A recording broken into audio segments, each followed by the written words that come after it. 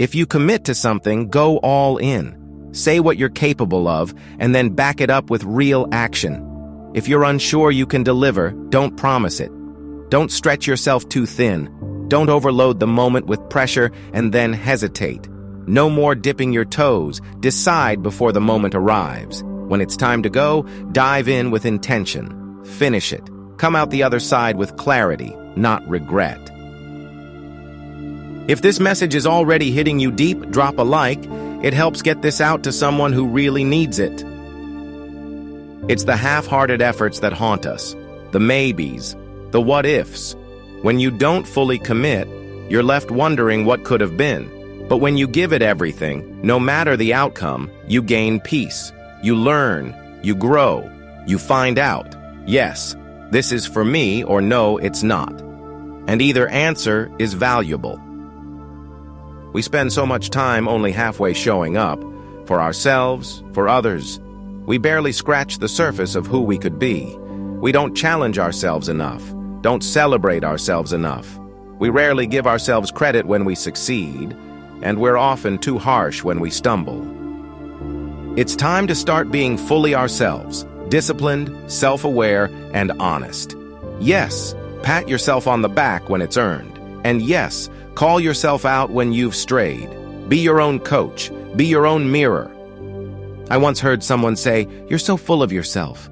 And I thought, who else should I be full of? That stuck with me. We should all be a little more full of ourselves in the right ways. If you pulled something off, own that. Say, that was mine. I did that. And if you fell short, face it. Acknowledge it.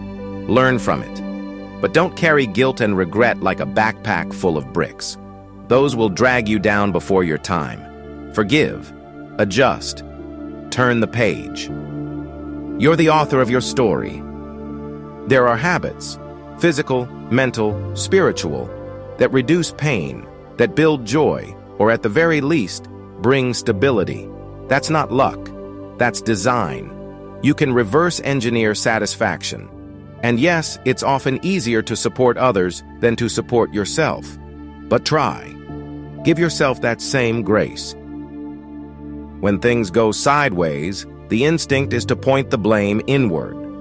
What did I do wrong? And sometimes, yes, it was you. That's part of it. Accepting responsibility is an asset. But don't stop there. Make things right. Then move forward. Even when you're in a dark moment, it's okay to start with logic, even if your heart isn't fully there yet. Tell yourself, this won't last forever. It might feel hollow at first, but it's a start. Some of the most powerful growth comes from pretending until you believe. Comment "I'm all in" if you're ready to stop dipping your toe and finally dive headfirst into your purpose. Let me know in the comments. What's your next commitment? Say it out loud, write it down, own it. If this is speaking to your soul right now, hit that like button. That's your first act of commitment. And while you're in the thick of it, don't amplify drama. Life is tough enough.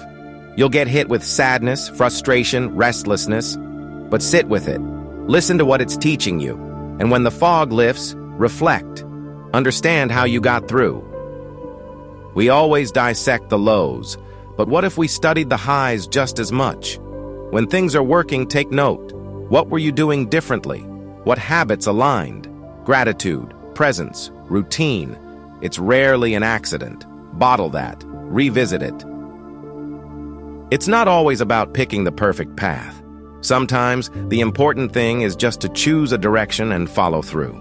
Even if the job pays less. Even if it's scary. At least you'll be building something. Too many people wait for the perfect and miss out on progress. Commitment matters more than perfection. And yes, there are seasons for hustle, but there are also seasons for stillness. Sometimes the way forward is to pause, laugh, sip your coffee, and dance through the chaos with grace. Finding yourself isn't always about discovering some hidden treasure. It's often about subtracting what doesn't belong.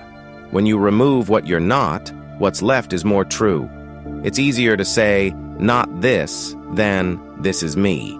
and that's a good place to begin. Be bold. Chase things that challenge you, not for the thrill of danger, but for the transformation that comes with it. The things that ask more from us are the ones that shape us. They keep us humble, alert, and fully alive.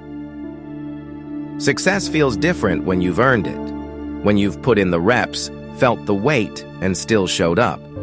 There's power in delayed gratification, when you work today for something that may bloom tomorrow. Even if you've lost something, career, money, direction, don't stand still. Choose something, build again. You may find that one small step was the start of something bigger than you imagined. Let's make this life a stage worth stepping onto, a place where we sweat, where we strive, where we grow, where we don't look back with doubt, but forward with momentum, where we follow what lights us up and make peace with the process. If you're ready to take control of your life, hit that subscribe button. This is just the beginning. Join the movement. We're building a community of people done playing small. Subscribe now. Don't just feel inspired, stay inspired. Hit that bell so you never miss a wake-up call like this. Do it all the way, with your whole heart, until the final whistle. And if you do that, if you give it your all, you can't lose. So, flip the page, step off the sidelines. You are the author of this story, and it's time to write something extraordinary. This message isn't meant to hype you up for 5 minutes. It's a mindset. And if that's what you're after, this channel is your home. Like, subscribe, grow,